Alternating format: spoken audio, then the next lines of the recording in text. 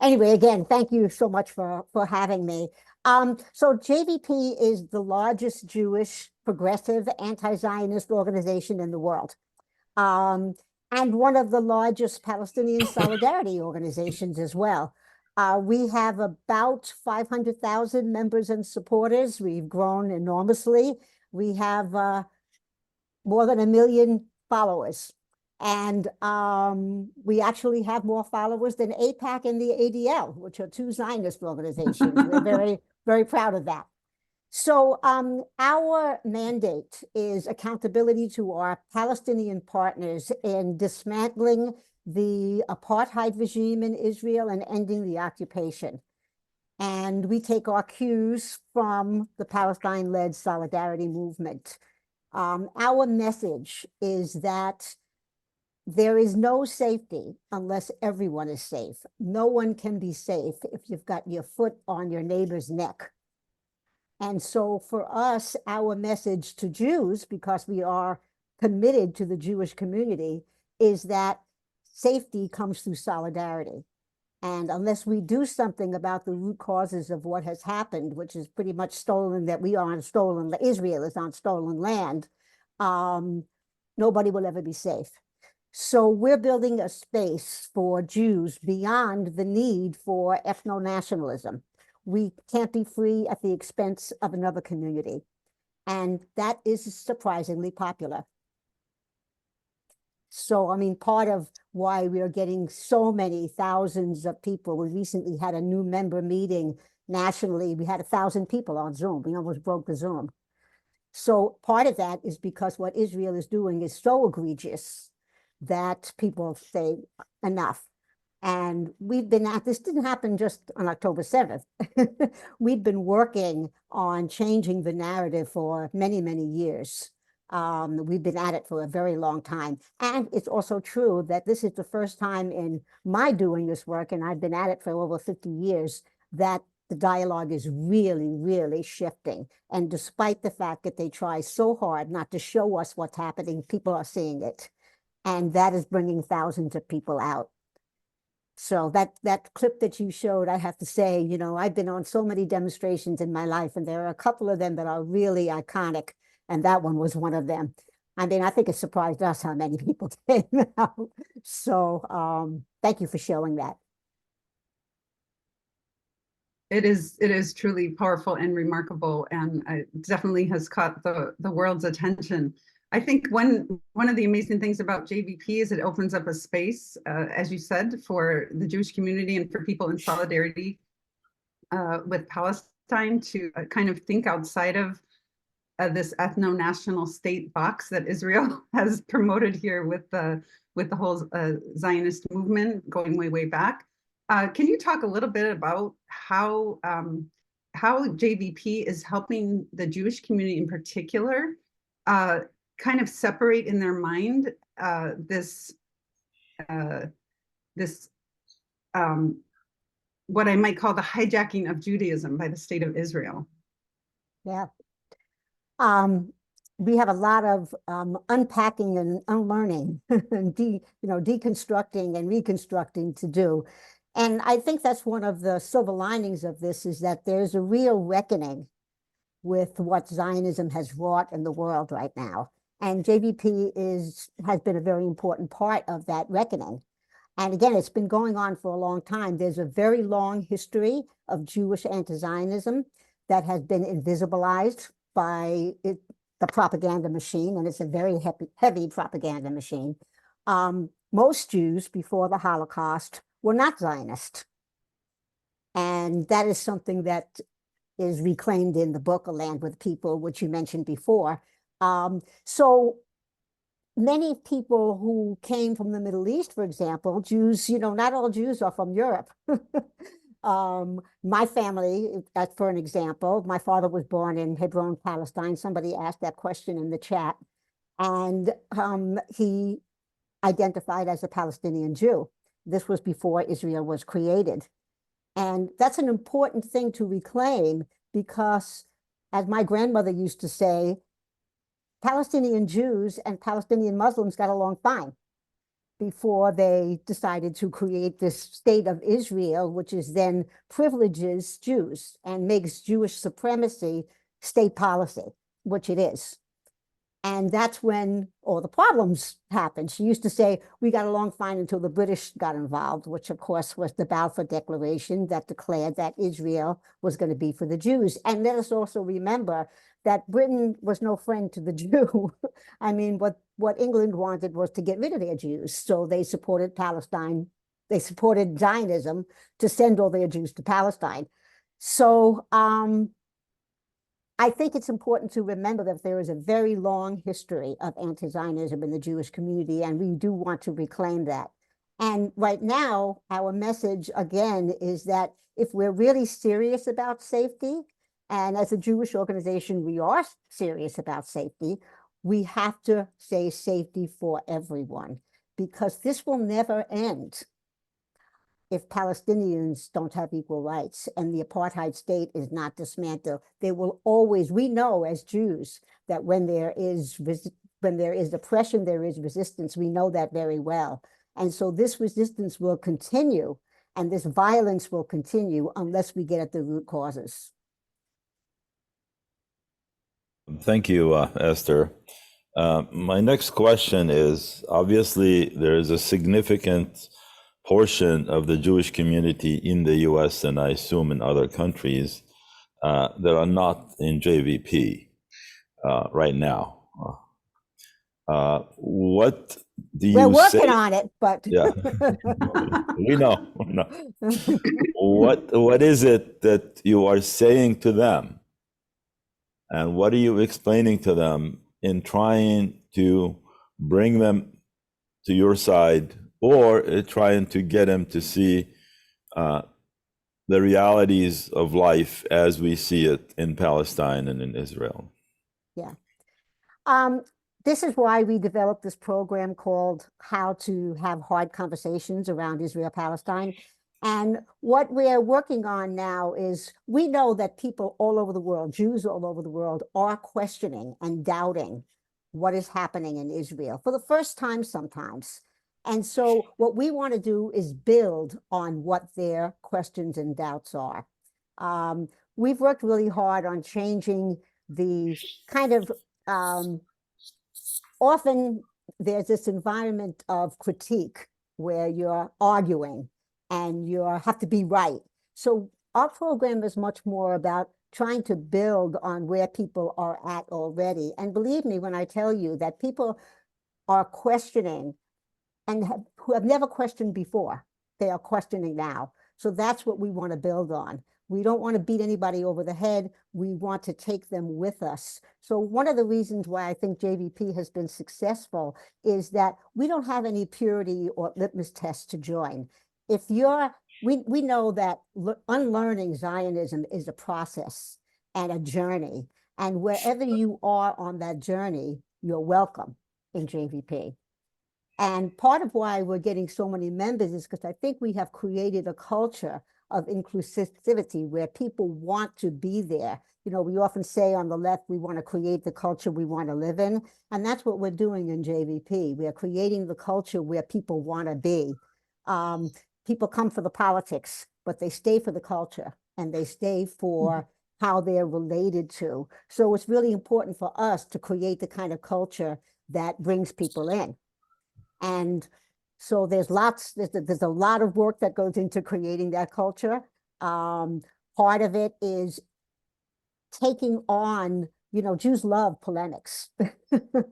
Palestinians love polemics too. But, you know, you grow up in a Jewish household, there's a lot of polemics. And we want to kind of move the polemics, like who's right, into much more, we like to say, we're moving from a culture of critique to a culture of care. So part of the reason why people are loving some of our actions is that we really work hard to take care of people. And most people who come to our actions feel that way. So we're saying lots of different things to the Jewish community. We're particularly focusing on the issue of safety. I actually believe we need to lean into that a little bit more, because what Jews are so scared about, particularly older Jews who come from that era of the Holocaust, is safety. And they've been told over and over and over again that the only thing that can make us safe is Israel. And the fact is, Israel has not made Jews safe, obviously. See what happens. So that is a big way of getting into the Jewish community to talk very specifically about what safety means. I mean, people are watching this on the news, regardless of how much they do this McCarthyite censorship, which they do. It's coming through. Palestinian voices are coming through, and people are outraged by what they're seeing. I mean, we're outraged, they're outraged. And people all over, I mean, I talk to people, Jewish and non-Jewish, and people are saying the same thing. This is just outrageous. And it feels like genocide is going on, that they're literally trying to kill all the people in Gaza or get rid of them, make them move to another country, which is not going to happen. So we do want to focus on safety, and we want to help people on that journey away from the years and years, the 75 years of relentless propaganda, in a way that's both compassionate and at the same time not equivocating on our principles. Esther, I wonder if you could talk a little about how important it is that Jewish voices in particular, through JVP, are taking the lead on challenging these efforts to equate criticism of Israel with anti-Semitism. Yeah. I mean, that's been the crux of the propaganda for so many years. That's how they've gotten away with literal murder, is by, equating support for Palestine with anti-Semitism. I come from a very Jewish family and an incredibly anti-Zionist family. So that in itself, gives the lie that anti-Semitism is, is Zionism, is anti-Zionism. So it's very important because anti-Semitism exists, whether there's Zionism or not. But what's happening right now is fueling anti-Semitism big time. And it's fueling it because people are furious at Israel. And Israel has made sure that the propaganda is that if you criticize Israel, you are anti-Semitic. So we've been working for years to break that dichotomy because it's simply not true. I mean, one of the things that Israel has been so sadly and so outrageously successful at is making it seem like Palestinians, not only are all Palestinians terrorists in their propaganda, but they're Nazis. And, as my father used to always say, Palestinians were blamed for the Holocaust. They had nothing to do with it. There was very little anti-Semitism before Israel was created. So again, that's something that we want to reclaim, but I think it's extremely important that Jews show up. As Faisal said in the beginning, people are so moved and so touched that we are saying we are Jews for justice, not just us. And that is the, we have to do better as human beings. And I think that when people are seeing the Jewish community come out for the Palestinian community, it means a great deal because of that false conflation of Judaism, anti-Zionism with anti-Semitism. So we're breaking that, and it's slowly happening. And it's very moralizing and very important for the whole world. I want to ask you, do you also get the feeling that the people in Washington, in Congress, and in the administration are out of touch with the rest of the American people? Like, when you see them talking, you wonder what planet they're from. For example, the press secretary for the White House, or whatever his title is, was saying that the United States provides the most assistance and aid to comfort the Palestinians in Gaza. That may be the case in terms of providing, flour and sugar and rice to them through the UNRWA, but they also provided all the bombs that they were dropped on them and the airplanes that dropped those bombs. And how do we deal with the situation where the people in Congress and the people in the administration are acting totally with total disregard to what the American people saying in the street? Absolutely. I mean, they are so out of touch. It's like, it's beyond belief. I mean, poll after poll shows that the majority of people want a ceasefire.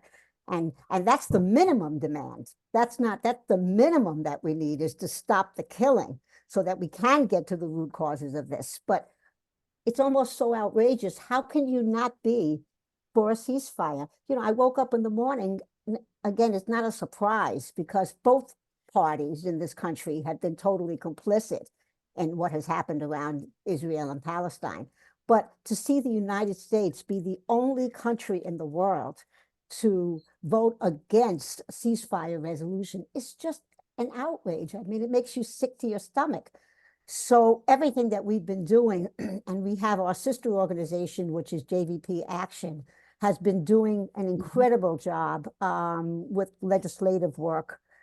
So we started out with maybe 15 Congress people signing on to this. I think now we have over 60. Bernie Sanders finally came out and said that there should be no more aid to,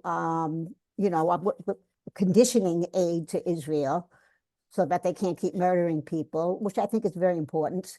And more people are talking about this. The other day, I happened to see Joe Scarborough on television, who was not a liberal. And he's like, and we're giving money to Netanyahu. I'm like, oh boy. So this is even coming from the right, not just the left. It's just outrageous how completely out of touch they are. I think you're muted. Esther, I'm gonna share that video a second, Krista. Oh, the one with the yes. Go ahead and do that.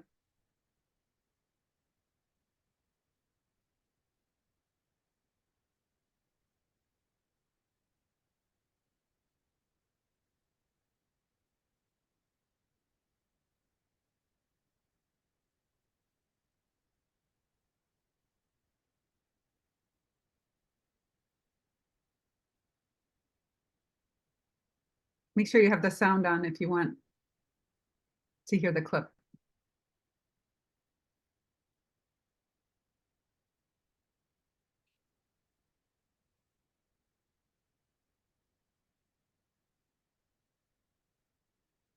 I think that's the clip with the White House press secretary, is that right?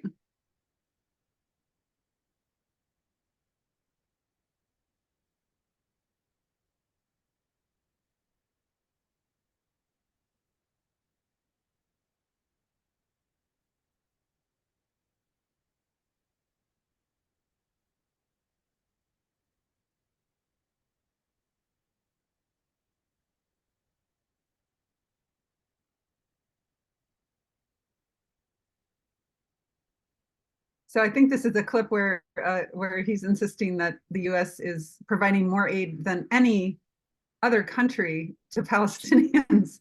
And of course, what do Palestinians want with cans of tuna if in one hand there's a can of tuna and in the other hand there's a whole arsenal given to Israel to lead to their death and demise? So there is some absurdity talking about being out of touch, and it's hard to believe that that some of these American officials actually believe that people can. It's kind of like the Israeli military representatives talking about how it's not that bad to strip Palestinians of their clothing because after all, it's warm outside. And here we are getting into winter. The whole language is absurd. But I did want to circle back, Esther, to, you mentioned how important safety and security is for Jews, given the history of hundreds of years of persecution, culminating in the Shoah. Of course, the events of October 7th with the Hamas attack triggered deep historical trauma in the Jewish community. And so I wonder if you could just speak to when Jews hear Jewish Voice for Peace talk, come from this anti-Zionist perspective.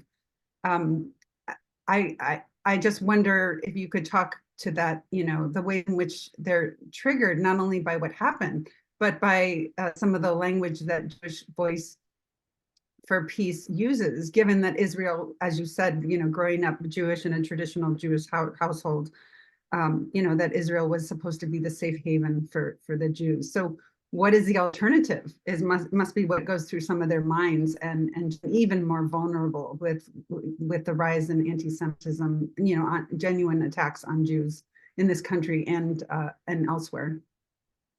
Yeah. I mean, one of the outrageous twerks of history is that somehow the incredible anti-Semitism that existed around the world against Jews was blamed on the Palestinians. And they really had absolutely nothing to do with it. The anti-Semitism that was in this world for so many years, so many hundreds of years, mostly the vast majority of it was from Europe. Yes. And so, I mean, again, that's something that's been so invisibilized, and so, like, they've made the propaganda machine has literally made Palestinians the enemy of Jews. And it's, interesting. We have a lot of Mizrahi Jews that are in JVP. We have a Bajaxim caucus, which is Black, Indigenous, people of color, and Sephardim Mizrahi Jews. And they remember a time when people got along just fine. They were Arab, they're called Arab Jews. Israel can't even say the word Palestine.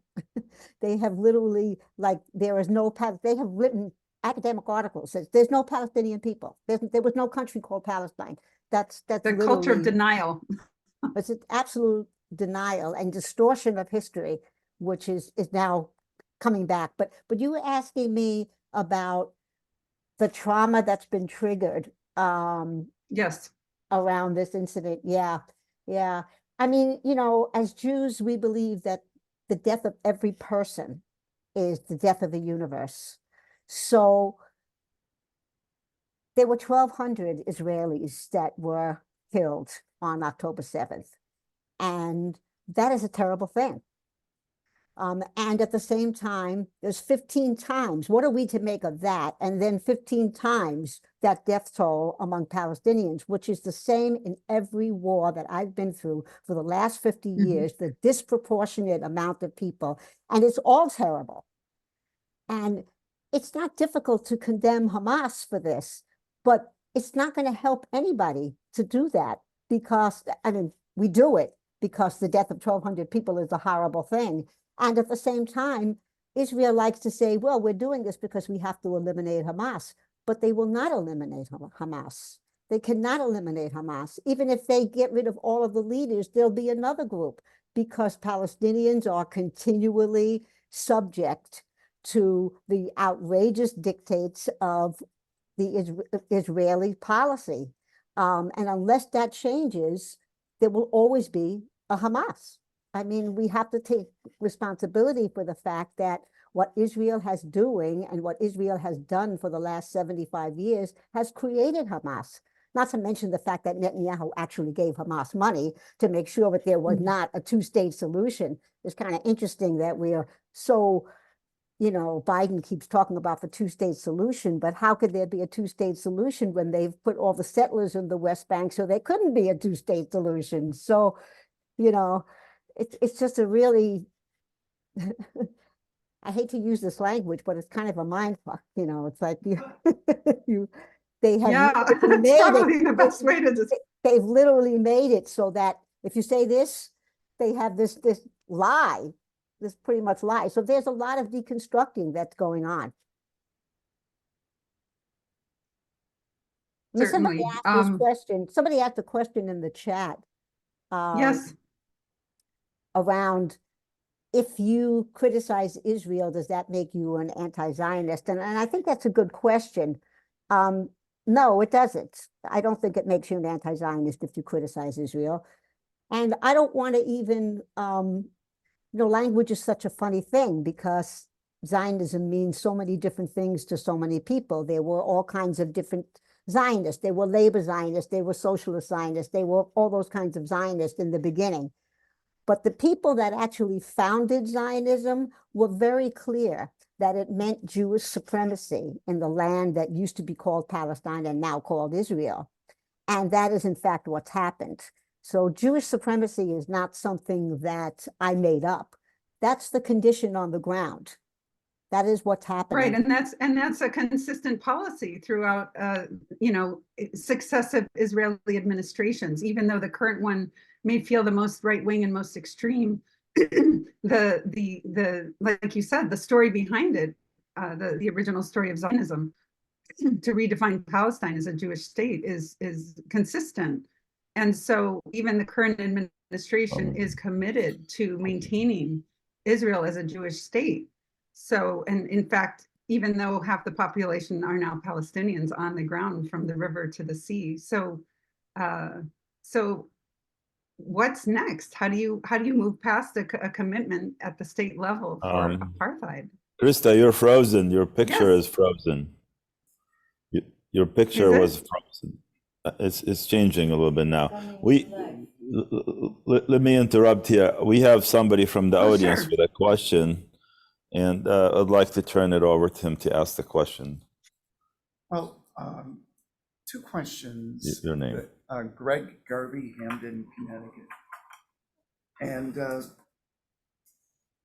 in attempting to seize the high ground in this rhetorical argument of anti-Semitism is equivalent to anti-Zionism,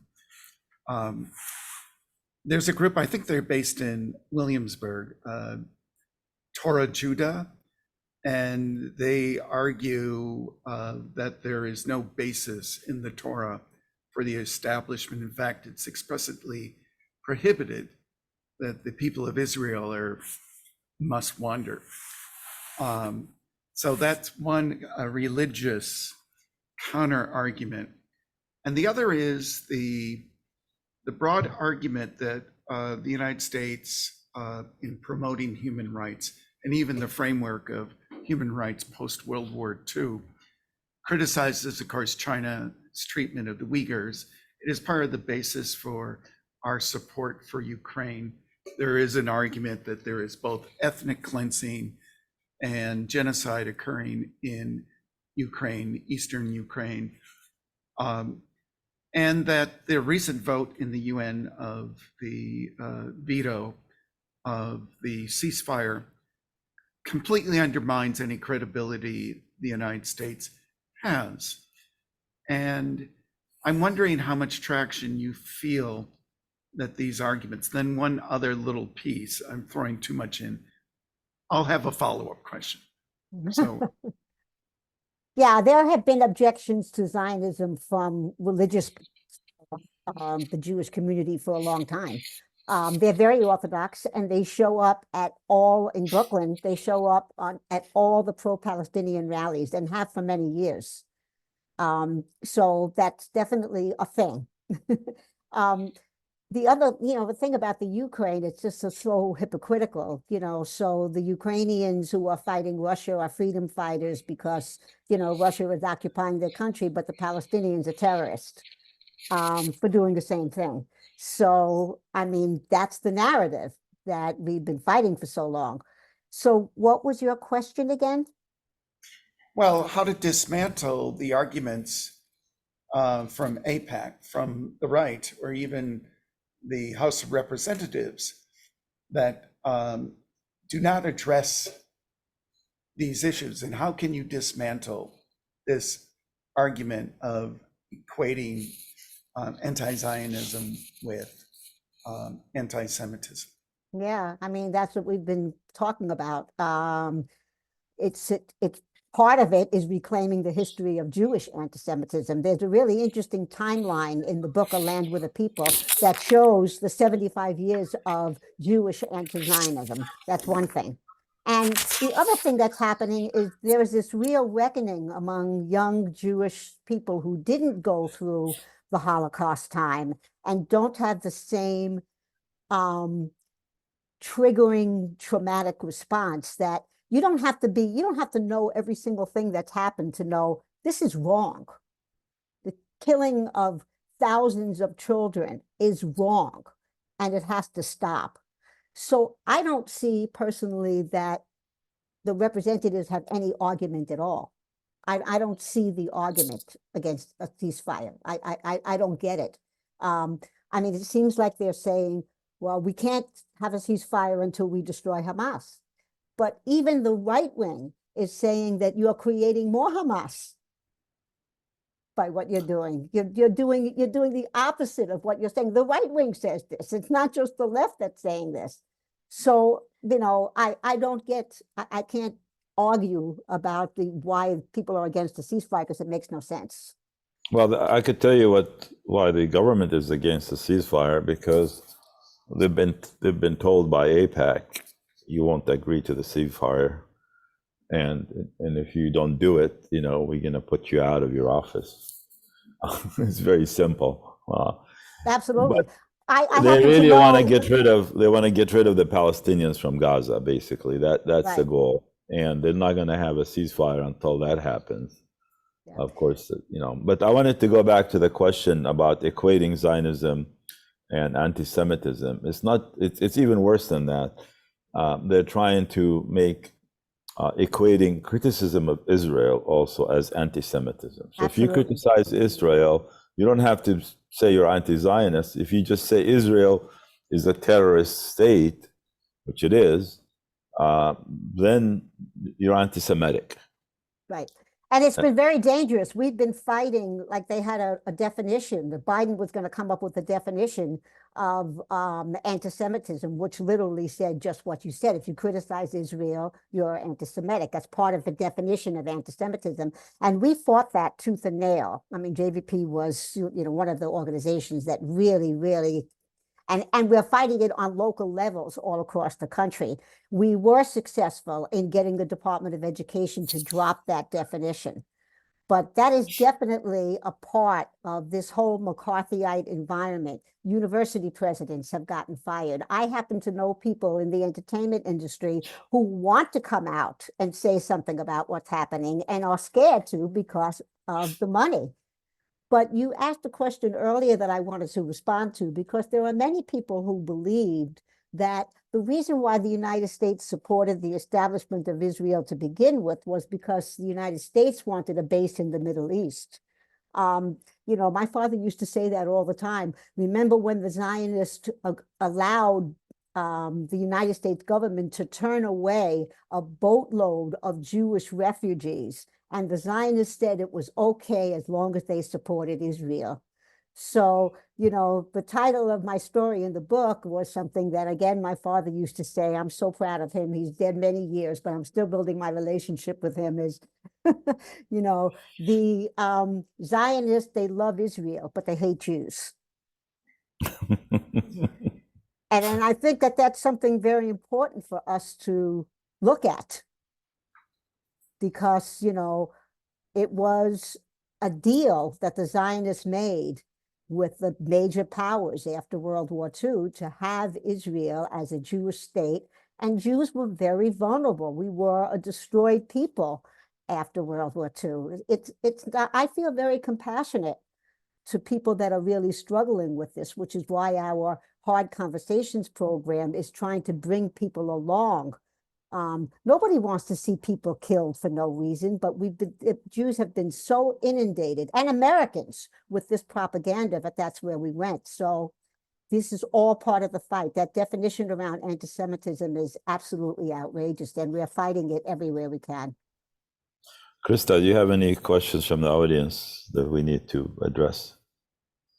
Yeah, I'm just going to address one that I had that's also in the somebody's Sure, go just ahead. raising the definition of the International Holocaust Remembrance Alliance definition, of course, has been paraded as one way of defining anti-Semitism. And of course, many organizations and you know, different levels throughout Europe have adopted that definition, even if it's not officially adopted.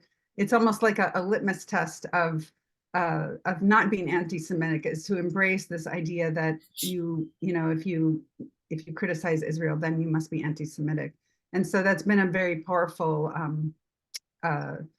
definition to challenge, as JVP has. And I wonder if you could just speak to how that has affected the First Amendment in terms of free speech and solidarity with Palestine and what's happening in Gaza. One other person mentioned the hearings in Congress of university presidents. We've seen crackdowns on student organizations. So, what do we do with that if people are actually being intimidated from speaking out and having these conversations just because they're afraid of being labeled an anti-Semite? Yeah, I mean, I was just disinvited from 2 events. I was invited to speak at a school, and the person who invited me was just so incredibly enthusiastic about somebody from JVP, because people are so touched about what we're doing. And the board turned them down and said no, because people aren't ready to have a hard conversation about this. So this kind of McCarthyite environment is going, it's all over the country. It's constant. And we're fighting it both on a national level. Of course, JVP is a national organization, but we're also fighting it on a local level, because despite the fact that boycott, for example, I mean, BDS is a perfect example, boycott, investment, and sanctions. They attempted to criminalize BDS so that if you boycott, right, there's you're a criminal. anti-BDS legislation. Exactly. So you become a criminal. And sometimes, you just want to say, well, what do you want the Palestinians to do? So if you have a nonviolent thing like BDS, but that's criminal, so what do you want Palestinians to do? They're supposed to just take this. That's the kind of environment. And then we have the whole government apparatus participating in saying that, no, you can't even speak about it, or you're an anti-Semite. So anti-Semitism has been weaponized to the point where it's hard to even know where anti-Semitism is. And it is. There's anti-Semitism in the world, and where it's coming from, and it's always come from, is white supremacy. That's where anti-Semitism is really coming from. And, it amazes me sometimes with the Palestinians that we've been working with, and we have very close relationships with our Palestinian partners. It's one of the things that I'm so proud to be a member of JVP because of that relationship. And what it shows is there is absolutely healing that is possible if we take responsibility for what Zionism has wrought. Healing is possible. So, yeah, we have to it's fight those a matter of definitions. teasing out those narratives and getting your history right, so that people can actually differentiate between, as you said, this deep-rooted history of anti-Semitism, and not conflate that with criticism of the state of Israel and the current policies that are leading to tremendous death and destruction, as we've been witnessing. I have a question. There's certainly in this country, there are all kinds of anti-this and anti-that. I mean, there are people that hate certain people, and we have a degree of racism in this country that still exists. So how is anti-Semitism different than being anti something else in the country? Yeah, I personally, I don't think it is different. I think that racism is racism. I don't think that anti-Semitism should have special status above what racism looks like. It's racism, and it's a disgrace. But to use anti-Semitism as a way of actually deflecting other social justice movements, and that is very disturbing to me as a Jew, because I've often seen that, where somehow the charge of anti-Semitism gets used to actually belittle and make it so that social justice organizations can't continue. That happened in the women's movement in New York, where all of a sudden this stuff with Israel came up. This was way before October 7th. And several Black organizers were criticized for being anti-Semitic because they said something about Israel. And it was literally an issue that almost destroyed the Women's March, the second and third Women's March. That's the kind of thing that the propaganda machine does. And we have to be very, very careful of that. because the weaponization of anti-Semitism is something that really holds back the movement in general. Just as a follow-up to that, there are a number of states that I understand, like 35 maybe, that have passed legislation that, as a minimum, requires people who are going to be employed by the state to sign statements pledging or agreeing not to do certain things, like boycotting Israel, for instance. So this is real. It exists now on the books. Now, how come there aren't any other requirements that that you can't be anti other things also? Why does Israel receive special treatment in that regard? Whereas, like, if you're racist against Asians, for instance, you're not asked to sign a statement that you promise not to be that way, so that is really a question that that has to do with, is the First Amendment exist in certain situations, but it doesn't in others? I mean, it's so outrageous, as you point out. It's just outrageous. And you kind of wonder, like, so, I mean, I wonder this all the time, like, so what is the United States getting out of this, that they do this thing that's so absolutely, as you say, it's nonsensical. It makes no sense. So what is this support about? And why has it been for 75 years? And like I said, there were many people who felt like the United States did this because of their own imperial interest, oil interest, and having a base in the Middle East. And it had nothing to do with the support of Jews. But as you say, they make this special case so they can continue to, and really who's getting benefits out of this, except for the armament makers? I mean, it's very disheartening when you see people being killed, and the people that are benefiting from it is imperial interest and the armaments manufacturers. I can't answer that question, Faisal. It's just an outrageous thing that racism, you specialize it in such a way that you diminish it. Mm-hmm. Esther, I wonder if we could talk about democracy at two levels. Leading up to October 7th, there were widespread weekly demonstrations in Israel protesting against the judicial reforms of the Netanyahu government. And so it essentially, Israelis felt, their democracy was at stake. At the same time, in this country, we're exercising our democratic right to pressure our elected officials. Some people have brought up the city council resolutions for a ceasefire that have come up. I grew up in Detroit. They were one of the first, and now in Madison, Wisconsin, where I live now, we've also done the same. If you could just talk about how democracy works in Israel versus here, and where is it leading? Well, democracy is a funny word. I don't know how you can say there's democracy. Israel is a democratic state when half the population is totally disenfranchised. I don't know how democracy and that disenfranchisement fits. I was hoping the Israeli public would get to that, the Jewish Israelis would get to that in these protests, but we didn't quite get there. And then October 7th happened, and those, of course, caved. So October 7th happened. I mean, many of us in JBP felt that we could use the opportunity of this upsurge in, support for democracy in Israel to include Palestinians. And it was starting to happen a little bit. Right now, there are people who are saying different things about solutions. Solutions are a funny thing. I don't live there, so I can't say what should be a solution. I don't know what should be a solution. But there are people who are talking very seriously about, how about equal rights for Palestinians in that land? What would be wrong about that? And I think which is essentially the one state solution. Right, that is a one state solution.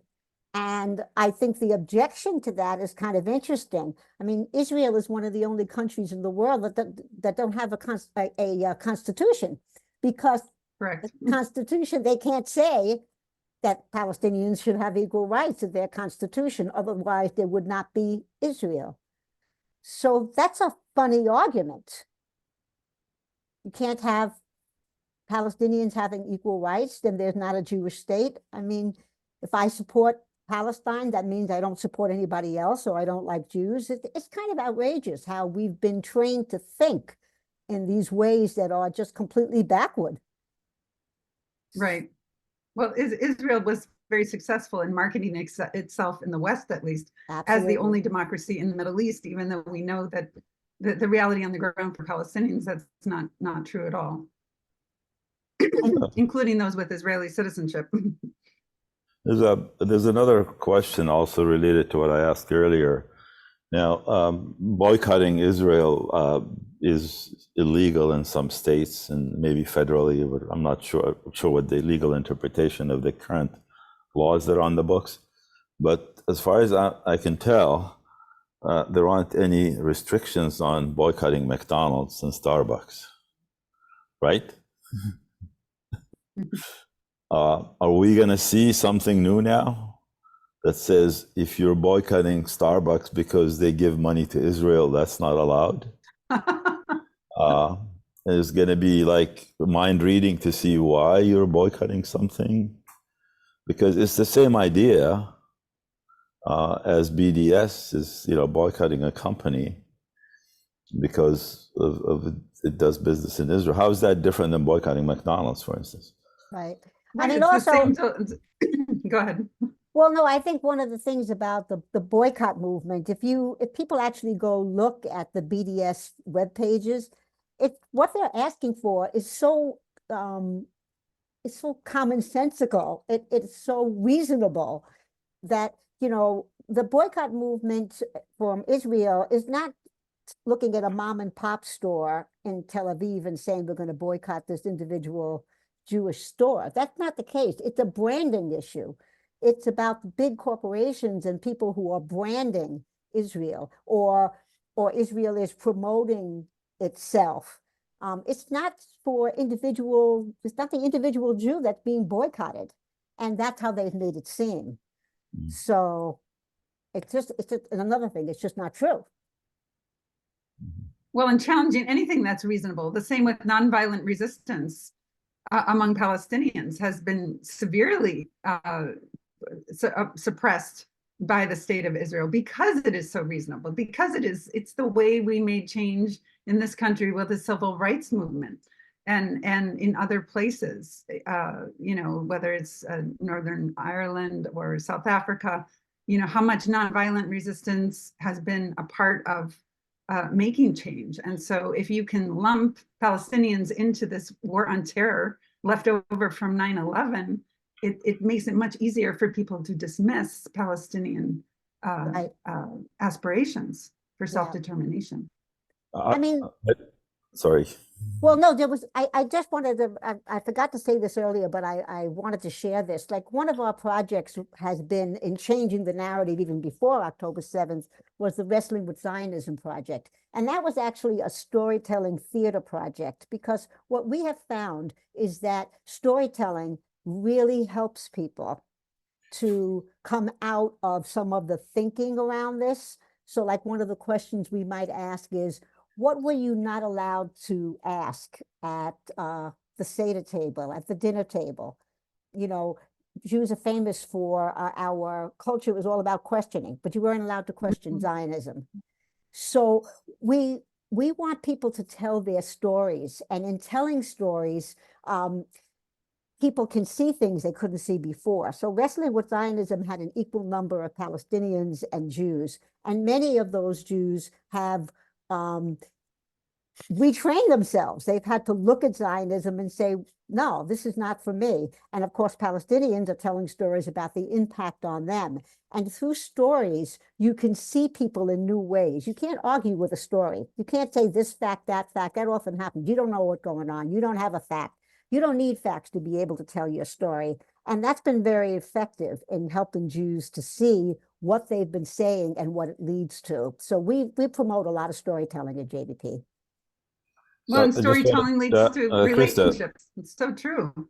Krista, I wanted to just comment on, have any of you seen the hearings that took place a couple of days ago, where the president of University of Pennsylvania and Harvard, and I'm familiar with the situation of the University of Pennsylvania because I'm on the organizing committee for Palestine Rights, the festival that took place at the University of Pennsylvania, which is the subject that really triggered all that noise that came out about it.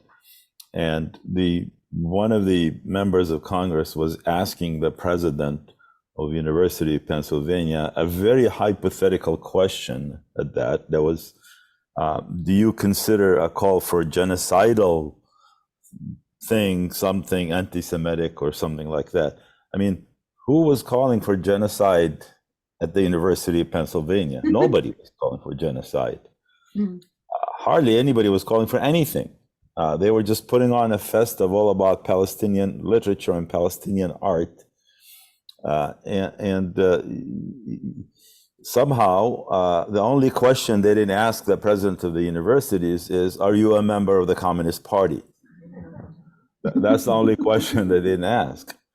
I mean, how would they let somebody like that ask questions of that nature? Like, in the first place, if I was their lawyer, I would have objected. Oh, I object, Your Honor. The question is hypothetical and irrelevant. But she was forced to resign, and she resigned yesterday. And it's like, I'm not a fan of her necessarily, but I still think that she needed due process, and she needed the protection of the law. Like I said, I don't necessarily, she did other things that I didn't like, but anybody needs to have the right of protection of the law, and not be railroaded in resigning like that. I mean, Israel is a country. It's just ridiculous that you can't criticize Israel.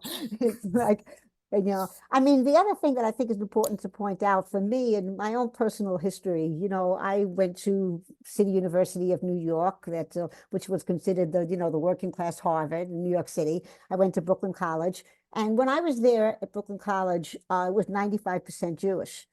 And Zionists really had control of the school. You couldn't say anything about Israel or Zionism or anything in those years. And obviously that's changed, and we changed it, with open admissions and all of the upsurge in social motion in the 60s. But it was painful for me coming from a very social activist Jewish family, to see how Zionism has turned the mainstream Jewish community to the right.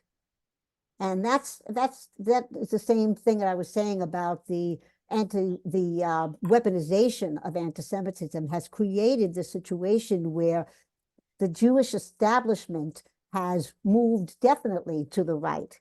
And they've made that happen. The propaganda machine, the United States and Israel has made that happen. And that's something that we're really fighting. And so that includes the same thing with this McCarthyite kind of environment. And we're making inroads, and where it's changing now because other voices are getting through, but it's still a constant battle. Every day there's another battle of that kind, as you describe in Pennsylvania. Esther, I wonder if we could get back to just the core of JVP's current leadership role, which is this incredible activism that is going on across the country. If you could just talk more about what is happening, what is the focus of that? I know there's a lot of campaigns addressing our elected officials. I tried to get at that with my question about democracy. If we could just circle back and talk about what is JVP doing to invite people to make change now, because we can argue about Zionism and statehood and laws and self-expression and the First Amendment, but people are dying on the ground right now, and JVP is just taking a real leadership role in trying to stop that death and destruction, particularly in Gaza, in its tracks. So talk more about that activist role that JVP is. I mean, we're getting the moment of truth, so to speak. Yeah. JVP is very intergenerational, and that's been a wonderful and nourishing kind of thing to be a part of, that culture of the intergenerational. We have thousands and thousands of young people who are coming around. Just as you said, they don't have every detail. They don't have all the political education that some of the elders have, but they know that this is wrong and they're on a journey and they want to go on that journey.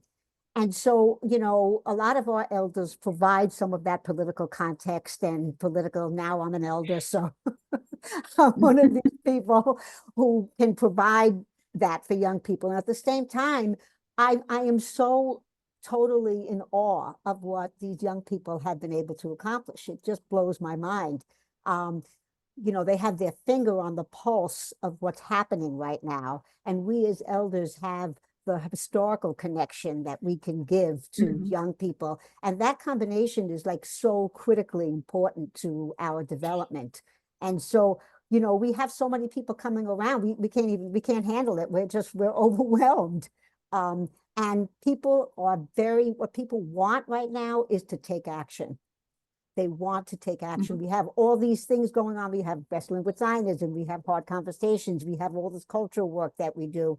We want to promote people's initiative in all kinds of ways, writing books, and all of that is happening. But what the young people want to do is they want to be in the streets right now to show that this is not going to happen in our name.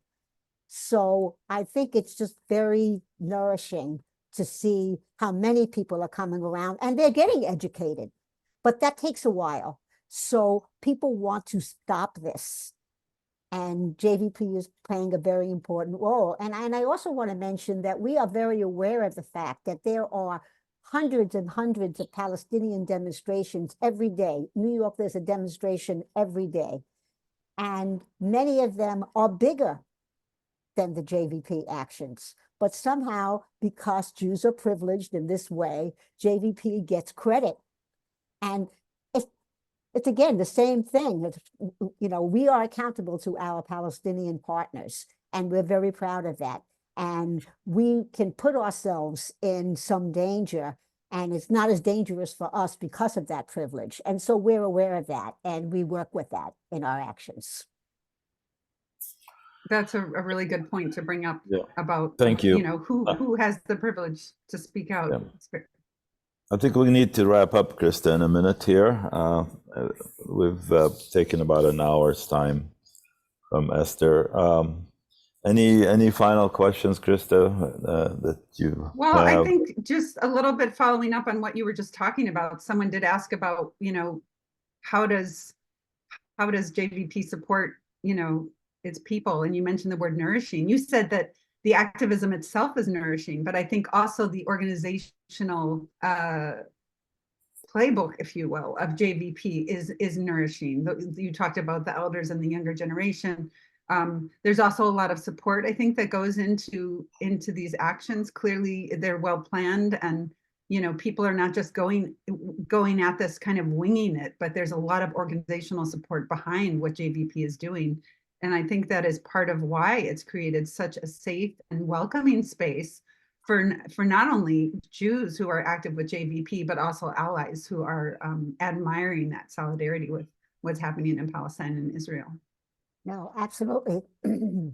I think that's really important. And again, this somebody asked around the question of the culture of caring in practice. We're very concerned, like, you know, if people are going to be doing civil disobedience, which people want to do, we make sure that people have the support to do this in a way where nobody gets hurt. So, and we're very aware of all the dynamics around that. So, you know, that's one way that we promote this caring environment. And also, we're not into this constant critiquing. We're into how can we learn to get better. And so that's what we promote. And we want people to stick around and stay. And they're not going to stay unless they can make a contribution in a way that supports them too. So we're aware of that. It's not just your political positions that matter. It's how you relate to people that matter. That's very important to us. All right. Thank you so much. Thank you so much, Esther. And thank you, Krista, for co-hosting with me. And thanks to the 50, 60 people who joined us today from around the world. We will be announcing programming for next weekend in a day or two as it becomes available. And also like to thank the audience who came today to the museum in person, and try to show you that in a second here.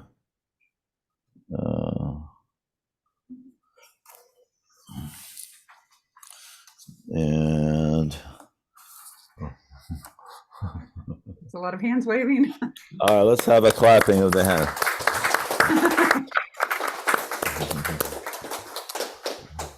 Okay, thank you everyone. And as we say at the end, ma salama, goodbye. And the Thank you, recording, Esther. we will try to put the recording on our YouTube channel by morning. Thank you. Thank Thank you. you so much. Ma salama.